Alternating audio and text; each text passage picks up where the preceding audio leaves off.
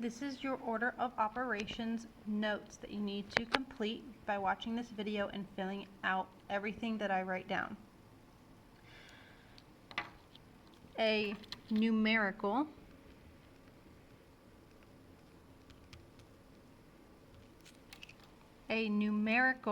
expression contains only numbers and operations. Evaluate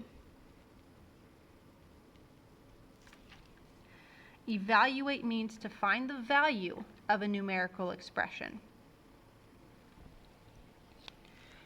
To evaluate a numerical expression, use the order of operations.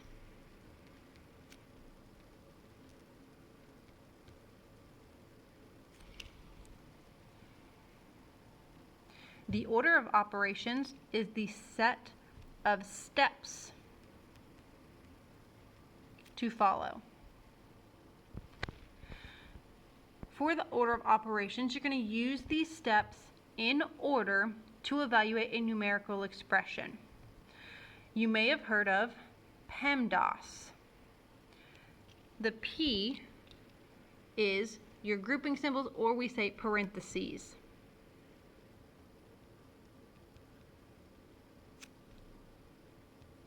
Parentheses. Perform operations inside parentheses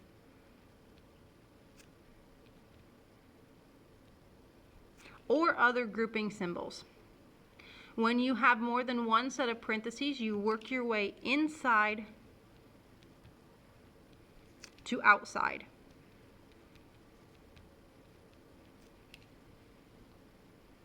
The E stands for exponents.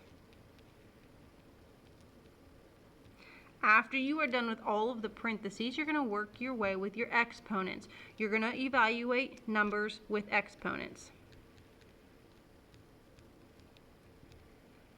Remember that this means to multiply a number by itself. 3 squared is 3 times 3, which is 9. 3 squared is not 3 times 2. Multiply a number by itself. Next, you're going to move on to multiply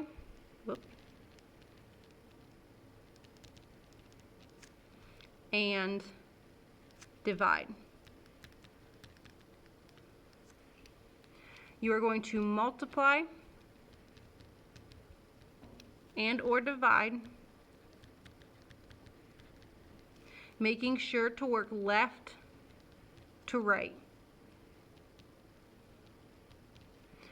So it's not multiplication first and then division. You work left to right, whichever one comes first in the problem.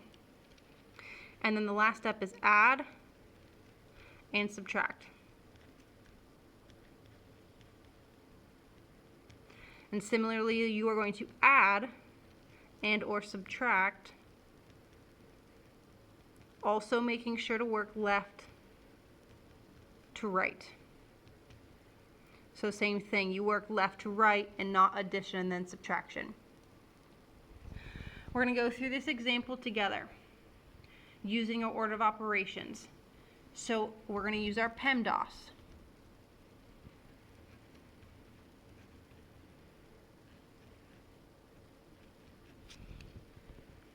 I underline M and D and I underline A and S, so you remember that those get grouped together. So P is our parentheses. So we have our set of parentheses here, so we need to do that first. So everything else will stay the same. 6 plus 50 divided by 3 plus 2 is 5. Keep the squared times 4 minus 10. Since I dealt with my parentheses, they're now gone.